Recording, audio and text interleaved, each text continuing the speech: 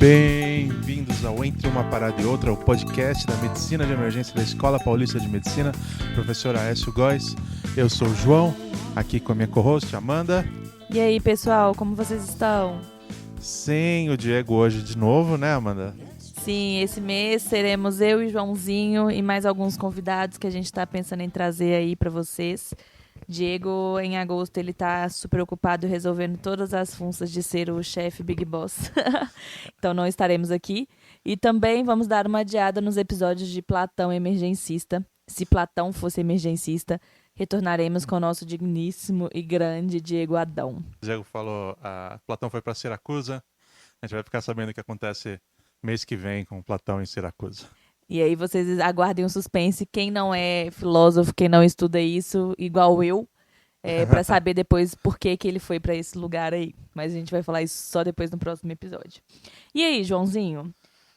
Pelo que a gente ficou sabendo, né? Muita gente mandou mensagem pra gente. Vocês gostaram bastante do episódio que a gente fez sobre fio guia e bugie versus intubação a seco. Gostamos muito. Obrigada pelos feedbacks. Podem mandar sempre. Pessoal.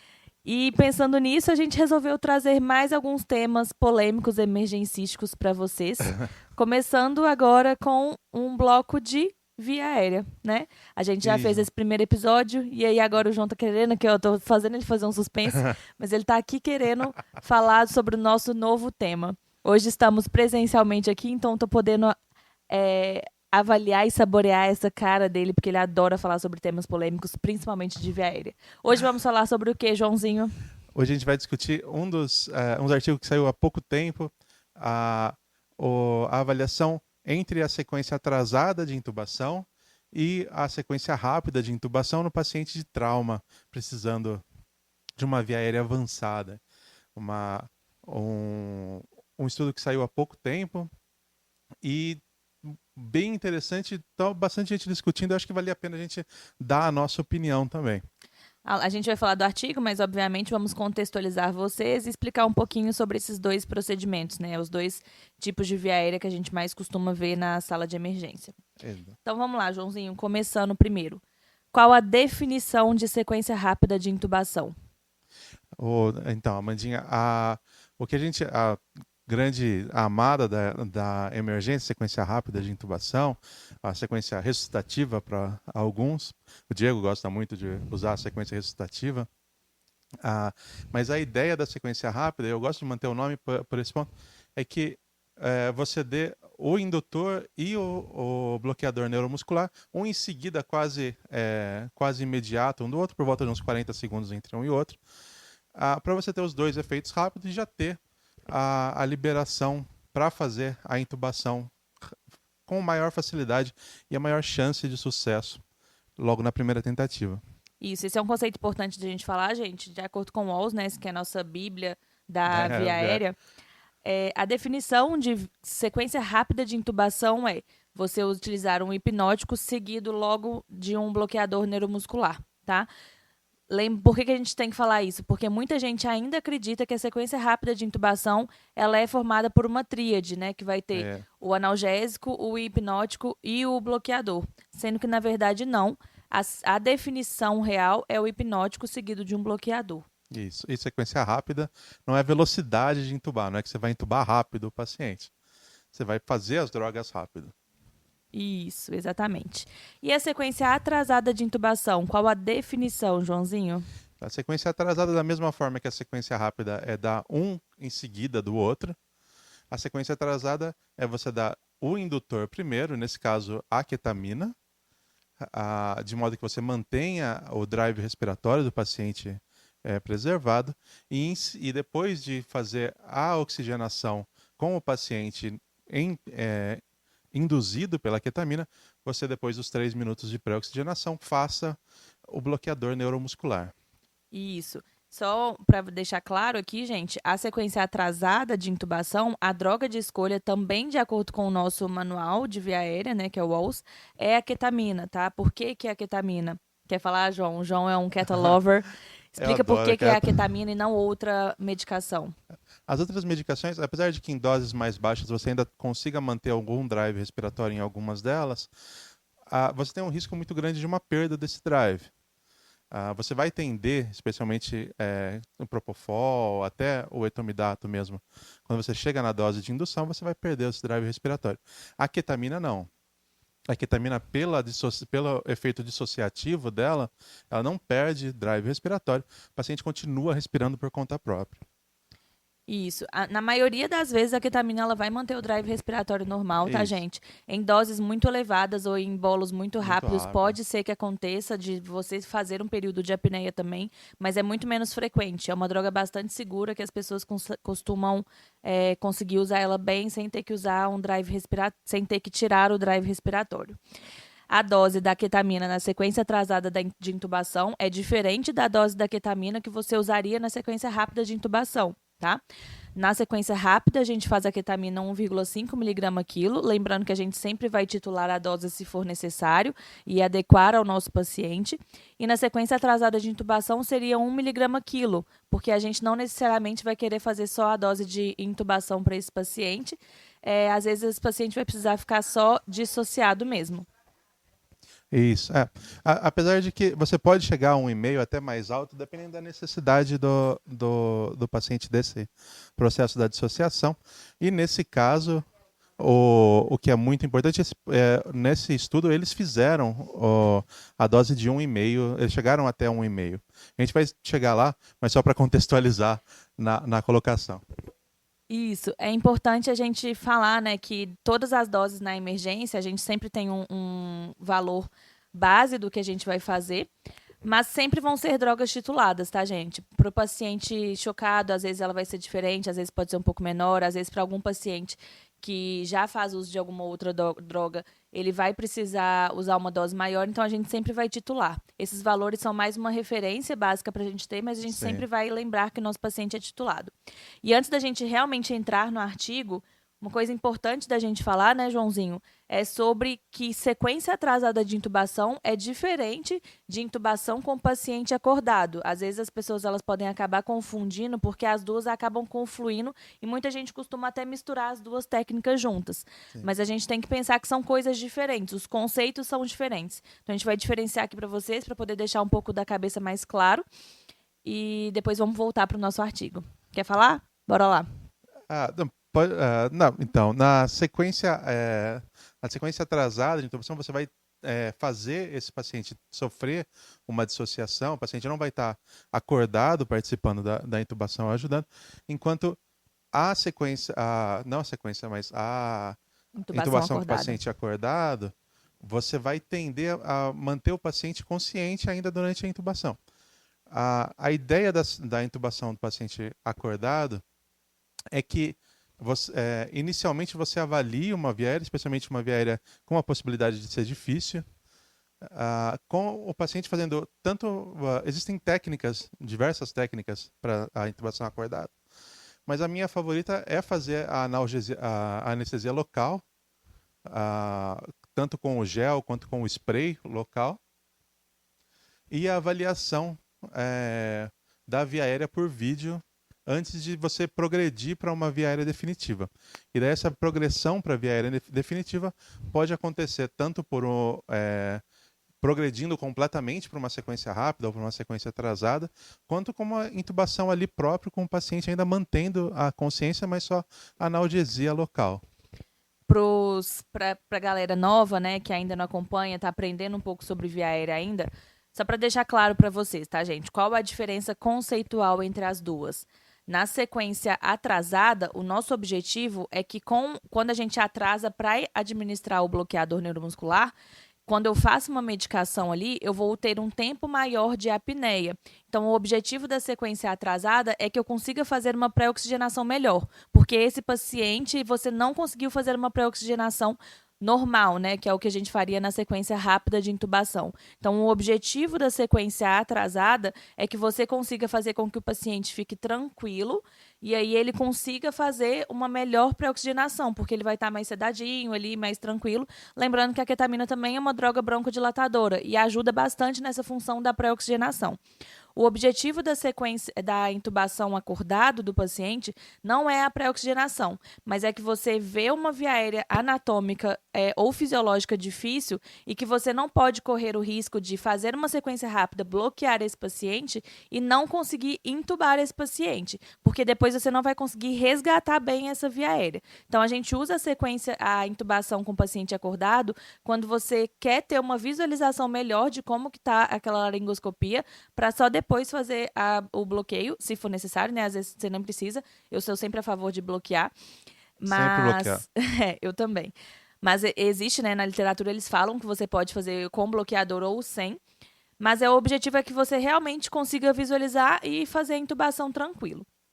A gente acaba misturando as duas técnicas, né? Eu gosto bastante de fazer sequência atrasada e misturar também com o paciente acordado, mas a gente vai falar disso depois, né? Um assunto mais hard para depois. Algum outro episódio a gente foca mais na sequência atrasada, no paciente acordado, que tem algumas coisas muito legais para discutir aí também.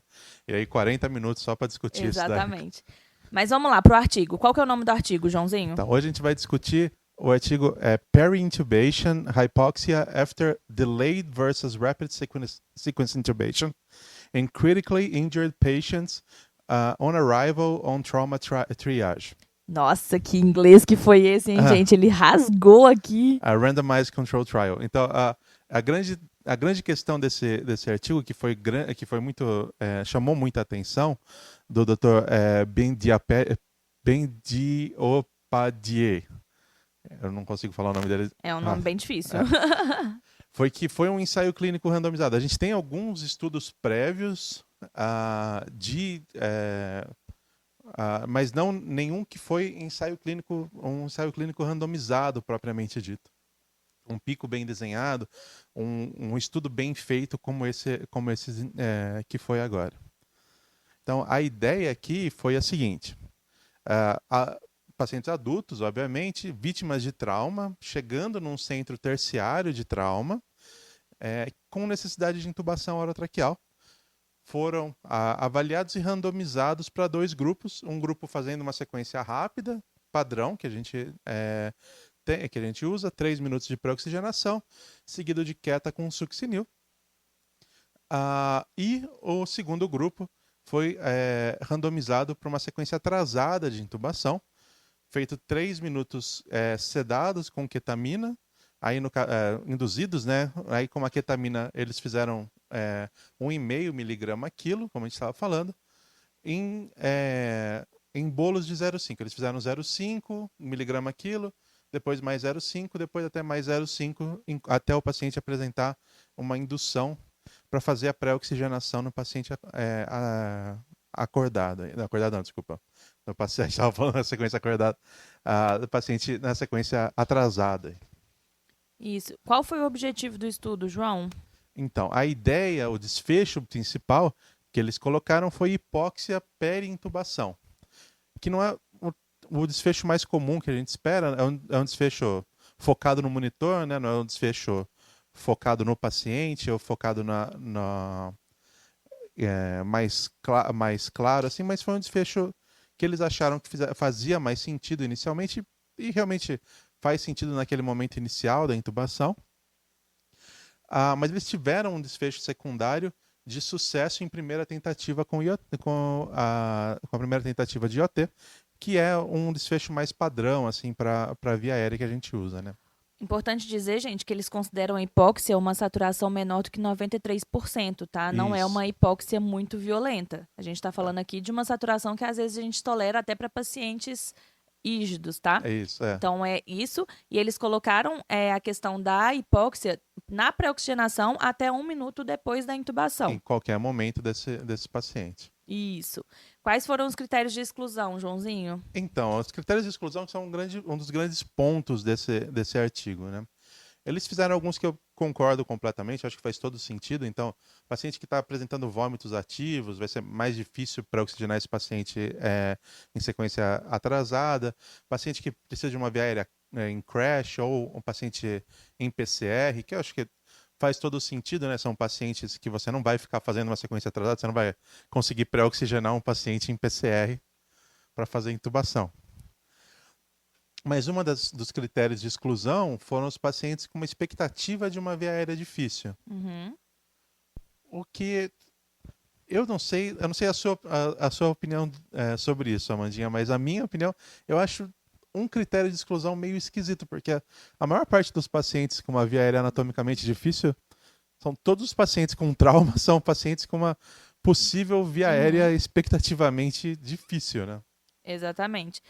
O que eles colocam como critério de exclusão, né, que foi pacientes antecipadamente com uma via aérea difícil, e eles definiram essa dificuldade como uma dificuldade de ventilação, bolsa, válvula, máscara, como uma dificuldade de laringoscopia ou uma dificuldade de intubação orotraqueal. Alguns fatores ali que dá para você, talvez, ter uma mínima noção antes da intubação, mas alguns também que a gente só teria uma noção mesmo na Isso, intubação, né? É realmente difícil. Tanto que eles perderam alguns pacientes depois da randomização por esse motivo, que durante a intubação eles tiveram esse paciente teve uma via aérea difícil. Além das via aéreas, além da exclusão que o Joãozinho já falou, que é o da via aérea crash, né, do paciente parado também, eles também excluíram pacientes com queimaduras extensas e pacientes com vômitos ativos. Além disso, todos os pacientes que se antecipou alguma dificuldade de via aérea, né? Pacientes que foram intubados no pré-hospitalar, não tinha nada que eles podiam fazer sobre isso. Esses pacientes foram excluídos. Antes da gente falar sobre o artigo em si, vamos falar um pouquinho sobre os dois grupos que eles colocaram de tratamento, né? Que seria o grupo da sequência rápida de intubação, como é que foi feito? Uma pré-oxigenação por 3 minutos, seguido de um bolus de indutor com ketamina, tá? Ketamina 1,5 mg quilo, seguido de succinilcolina 1,5 mg quilo. Isso. O grupo da sequência atrasada, eles usaram a ketamina também 1,5 mg quilo. Em incrementos de 0,5. Isso, incrementos de 0,5 mg por quilo do paciente até a dissociação. Depois disso, foi seguida uma pré-oxigenação por 3 minutos. Depois, o bloqueador também na mesma dose do primeiro grupo. Então, qual que é a grande diferença aqui? O momento que é feita a pré-oxigenação. As drogas foram as mesmas, os tempos das drogas foram os mesmos. Sim. O que diferenciou foi só a pré-oxigenação. No grupo da sequência rápida foi feita antes e no grupo da sequência atrasada foi feito depois. Exato.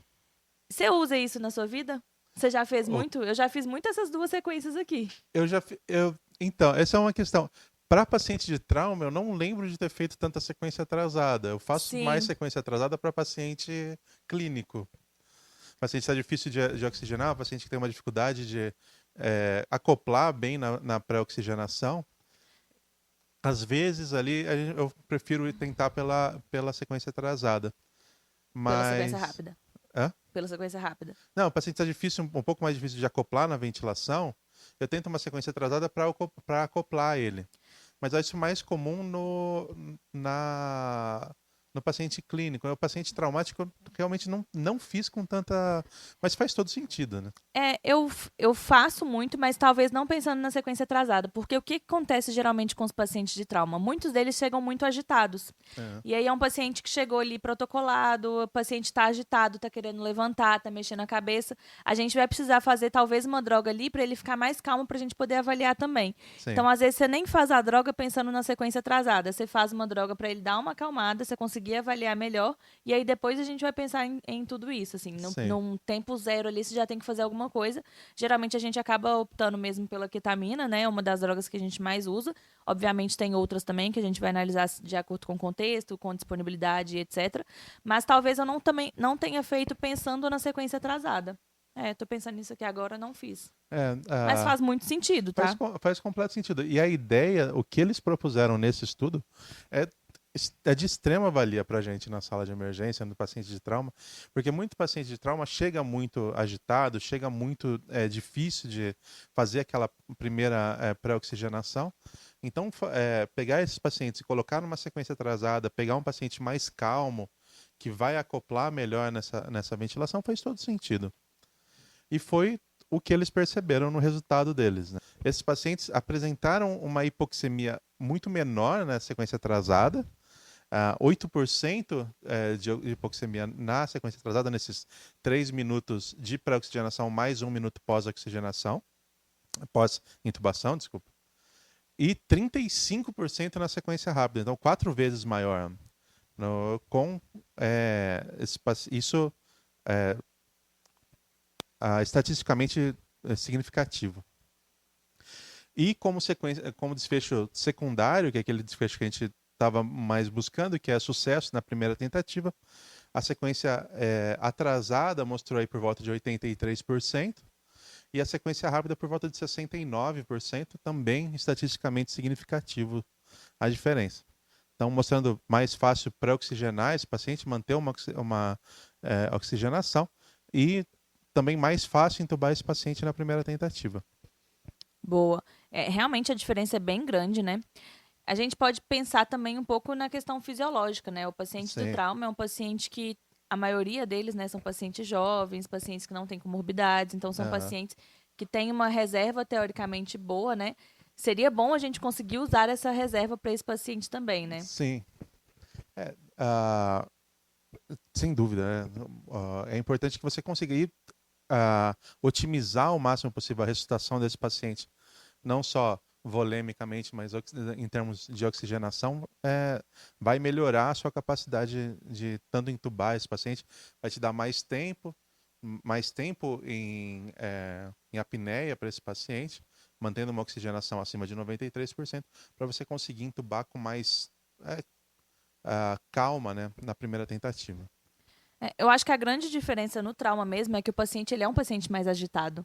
Então Sim. é um paciente que vai ser difícil comportamentalmente dele te deixar para oxigenar, né? Sim. A grande questão da sequência atrasada para mim é isso, porque é um paciente agitado, não é o paciente séptico que chegou rebaixadão ali, que se é só você colocar uma máscara que ele não vai nem fazer nenhuma força, nem entendeu? briga contra você. Ele não briga contra você. O paciente do trauma, ele vai brigar muitas vezes. Sim. Até porque muitos deles vão chegar etilizados, vão chegar em uso de drogas, vão chegar com TCE também, que vai deixar ele meio malucão, assim. A gente tem situações mais complicadas. A gente tem que pensar em como otimizar, e é uma boa forma de otimizar. Artigo massa, né? É bom, e os grupos eles são bem, ambos os grupos são bem equilibrados, apesar das perdas, os dois grupos mantêm um equilíbrio bom, e com um Glasgow médio entre os dois grupos de 6. Então, os dois grupos aí com pacientes graves, bem graves, um Glasgow médio de 6, e uma média de uns 86% de trauma fechado, que eu acho que é o que a gente vê mesmo na prática desses pacientes. Então, eu acho que é um estudo que direciona a gente muito bem. Mas, ainda assim, eu gosto até da conclusão que os próprios autores colocam, que eles falam que a intubação de sequência atrasada parece promissora para esses pacientes criticamente doentes de trauma. Então, eles não dão uma resposta definitiva também. Acho que isso é importante nesse estudo, que meio que pedindo que mais estudos tenham que ser feitos nessa área. Não é uma coisa para mudar completamente a nossa prática, mas é uma coisa que vai dar uma direcionada, acho que aí nos próximos anos, investigar melhor essa capacidade. Uma coisa que eu sempre vou bater na tecla, né, que é a questão da individualização. As pessoas, elas acham assim, mas o estudo não individualiza. Não, mas nós somos seres racionais, que a gente estuda para isso, então a gente sempre vai tentar individualizar para o nosso paciente. Para alguns vai ser muito bom a sequência atrasada, para outros vai ser muito boa a sequência rápida. E a gente tem que lembrar também da expertise de todo mundo, né? Se a gente for pensar em pessoas que não estudam tanto isso, pensando que a gente está falando para um público comum, né? A gente tem que lembrar que 99% das intubações elas ainda vão ser sequência rápida de intubação. Pode falar, João. Não sei nem se as pessoas fazem sequência rápida de intubação ainda direito. Não vamos entrar nesse papo, mas a gente tem que lembrar que toda vez, né, como o Diego sempre fala, o emergencista ele é muito fisiológico, né? Então a gente sempre vai pensar na fisiopatologia da doença ali, no que a gente pode melhorar e agregar para o nosso paciente. Então nunca vai ter uma receita de bolo prontinha. A gente tem que conhecer todos os métodos e pensar se isso realmente vai mudar a sua prática clínica. Então agora vamos, né? Vai mudar a sua prática clínica, João? Então, mas eu acho que esse que é o ponto que você colocou é o mais importante, sabe? Você vai individualizar o paciente. Eu acho que é uma pesquisa que modifica a minha visão para talvez começar a considerar fazer isso em mais pacientes, tentar uma sequência atrasada em mais pacientes de trauma. Eu estou aquilo que a gente falou, talvez focando mais em sequência atrasada para pacientes clínicos e esse paciente de trauma vai se beneficiar. Lógico que avaliando o paciente individualizado. Todos os critérios de exclusão que eles tiveram aqui são critérios que você vai ter que olhar o seu paciente e decidir se Não faz tem sentido. como eu excluir ele da minha prática clínica. Não dá pra eu falar assim, não, ele não estava no estudo, eu vou excluir. Não, esse então. paciente vai chegar pra mim. Pois é. Pra E mim você, mudou. Amanda? Não, mudou, com certeza. Assim, não muda talvez a prática clínica, mas muda o raciocínio, né? Eu acho que é o principal de todos os estudos, é fazer a gente pensar e ver se a gente tem que mudar alguma coisa no que a gente está fazendo, né? E com certeza eu sempre vou pensar nisso. Falar assim, será que esse paciente merece uma sequência atrasada? Apesar de que eu sou apaixonada pela sequência atrasada. Talvez a maioria deles vai mudar. A gente pode refazer isso daqui a um tempo, ver como é que mudou a nossa prática. De novo no futuro. É uma coisa que eu acho que nos próximos anos a gente tem bastante para discutir. Tanto a sequência atrasada como a intubação do paciente acordado são variações da nossa prática clássica de sedar esse paciente e intubar ele numa sequência rápida, que estão, em alguns estudos, tendendo a mostrar até um desfecho melhor para esse paciente do que a sequência rápida. Então, acho que nos próximos anos a gente vai talvez mudar mais a nossa prática nesse ponto. Eu estou animado para isso. Eu também estou. Acho que vem muita coisa boa por aí. É isso.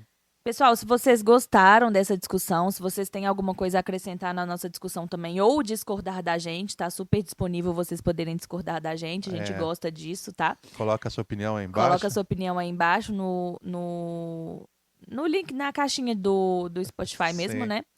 E manda pra gente também no nosso Instagram, a gente tá disponível lá no @emergênciaepm.